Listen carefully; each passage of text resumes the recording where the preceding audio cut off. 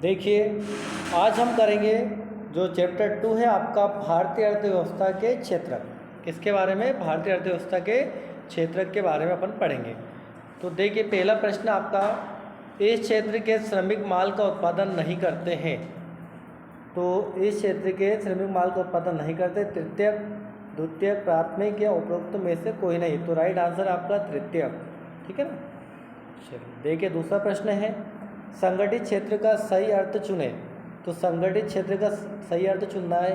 यह उन उद्यमों को शामिल करता है जहां रोजगार की शर्तें नियमित नहीं है, यह सरकार के नियंत्रण से बाहर है, नौकरियां नियमित नहीं है, या फिर यहाँ कम वेतन प्रदान करता है। तो राइट आंसर आपका बेटा ए। ठीक है ना। उन उद्यमों को शामिल करता है जहाँ रोजगार की शर्तें नियमित नहीं है। देखिए, अगला प्रश्न है, नरेगा 2005। नरेगा क्या है? पहले तो ये चीज़ समझ लिए। नरेगा का मतलब होता है राष्ट्रीय ग्रामीण रोजगार गारंटी अधिनियम 2005 के अनुसार सरकार द्वारा गारंटीकृत रोजगार के दिनों की संख्या। तो इसमें कितने दिनों की संख्या थी? 100 दिन, 80 दिन, 150 या 120। तो राइट आंसर है 100 दिन का इसमें रोजगार लोगों को दिया जाता था। अगला प्रश्न है, सेवा क्षेत्र में इनमें से किस तरह की गतिविधियां शामिल हैं?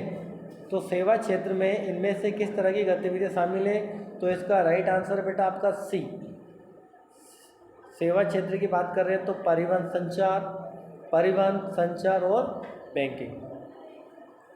अगला प्रश्न है, प्रश्न, बेरोजगारी का मतलब ऐसी स्थिति से है जहां लोग नियोजित हैं लेकिन उत्पादन या उत्पादकता क्या है? शून्य है। क्या है? उत्पादकता शून्य है, यानी पैदावार क्या है वहाँ पर? शून्य है। सार्वजनिक क्षेत्र के उद्यमों का मकसद है, जो सार्वजनिक क्षेत्र है वहाँ पर जो उद्यम लोग होते हैं, मेहनत करते हैं, उनका मकसद क्या है? उनका मकसद होता है सामाजिक कल्याण और सुरक्षा। क्या होता है? सामाजिक कल्याण और सुरक्षा। निम्न में से कौन सा अधिनियम टिस्को मतलब TISCO जैसी कंपनी पर लागू नहीं होगा? टिस्को कंपनी जैसी जो है उस पर अधिनियम लागू नहीं होगा। तो राइट आंसर है आपका बी, राष्ट्रीय ग्रामीण रोजगार गारंटी अधिनियम। तो राष्ट्रीय ग्रामीण रोजगार गारंटी अधिनियम ये टिस्को जैसी कंपनी पर लागू नहीं होगा। सार्वजनिक उद्यम का स्वामित्व निम्नलिखित में से किसके पास होता है? तो सार्वजनिक उद्यम का स्वामित्व जो होता है वो किसके पास होता है बेटा? राइट आंसर है सी, सरकार और निजी हाथों में। किसके? सरकार और निजी हाथों में। निम्न में कौन सी क्रियाकलाप द्वितीयक क्षेत्र के अंतर्गत आता है? तो द्वितीयक क्रियाकलाप के अंतर्गत जो आता है बेटा वो राइट आंसर आपका बी, प्राकृतिक उत्पादों को विनिर्माण द्वारा बदलता जाता है या बदल दिया जाता है। अगला प्रश्न है, निम्नलिखित में से कौन सी आर्थिक गतिविधियां तृतीयक क्षेत्र में नहीं आती है? तो राइट आंसर है आपका बी, मधुमक्खी पालन। मधुमक्खी पालन जो बेटा वो तृतीयक क्षेत्र में नहीं आती है।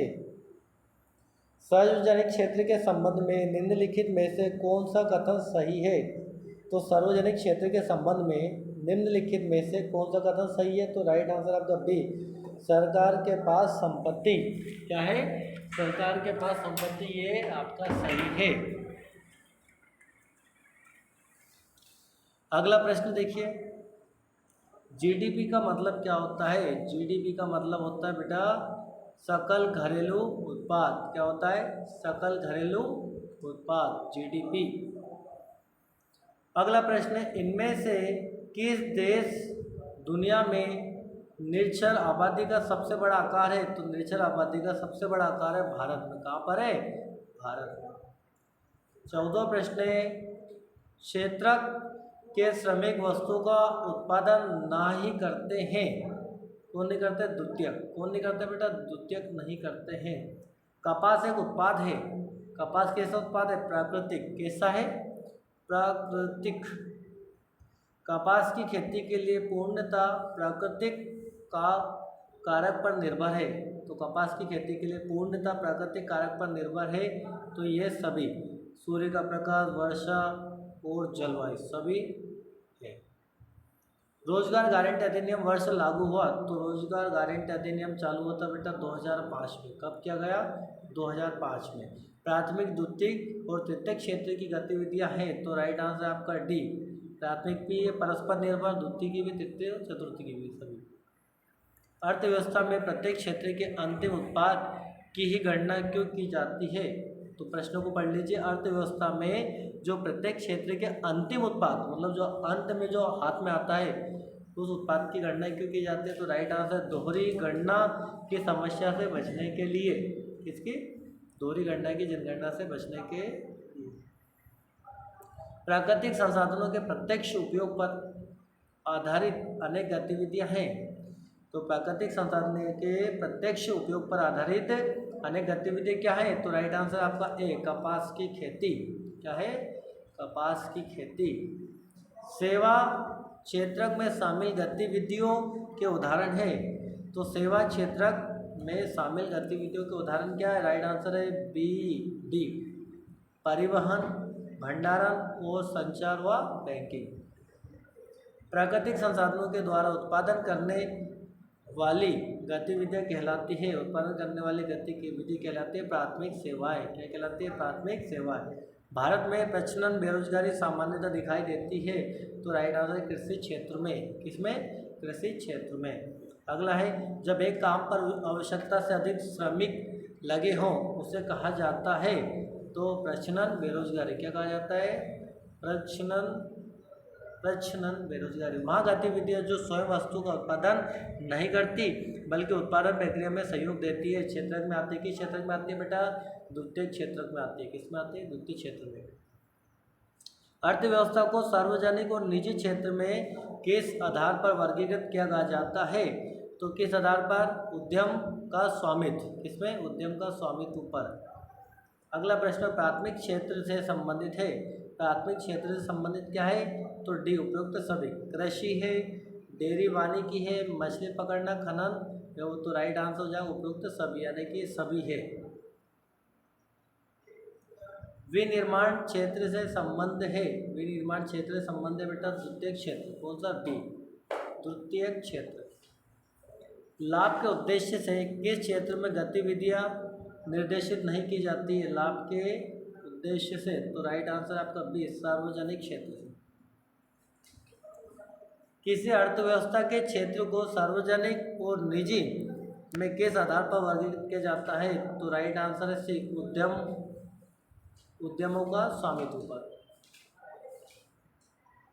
भारत के कितने प्रतिशत लोग रोजगार की दृष्टि से प्राथमिक क्षेत्र पर निर्भर है? तो राइट आंसर आपका सी, 61%। सार्वजनिक व निजी क्षेत्र को किस आधार पर वर्गीकृत किया जाता है? तो राइट आंसर है बेटा सी, उद्यमों के स्वामित्व के आधार पर। अगले प्रश्न की ओर बढ़ते हैं। प्राथमिक, द्वितीयक और तृतीयक को की दृष्टि से उत्पादन कार्यों को इन तीनों क्षेत्रों में विभाजित किया जाता है। तो प्राथमिक, द्वितीय और तृतीय की बात कर रहे हैं कि दृष्टि से उत्पादन कार्यों को इन तीनों क्षेत्रों में विभाजित किया जाता है, तो राइट आंसर आपका डी, उत्पादन क्षेत्र में। प्रचलन बेरोजगारी का अन्य नाम क्या है? तो प्रचलन बेरोजगारी का अन्य नाम क्या है? तो राइट आंसर है सी, यानी कि अल्प बेरोजगारी और छिपी हुई बेरोजगारी। ए और बी दोनों।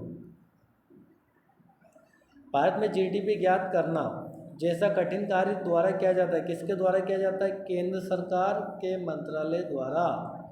केंद्र सरकार के मंत्रालय द्वारा। ए राइट आंसर है।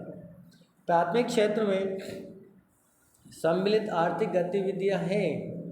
प्राथमिक क्षेत्र में सम्मिलित आर्थिक गतिविधियां हैं, तो राइट आंसर है आपका डी, उपयुक्त सभी। डेयरी है, मत्स्य और कृषि है, तो तीनों ही आपका राइट आंसर है। भारत के राष्ट्रीय आय में सर्वाधिक योगदान किस क्षेत्र का है? तो इसका राइट आंसर आपका डी, तृतीय क्षेत्र का।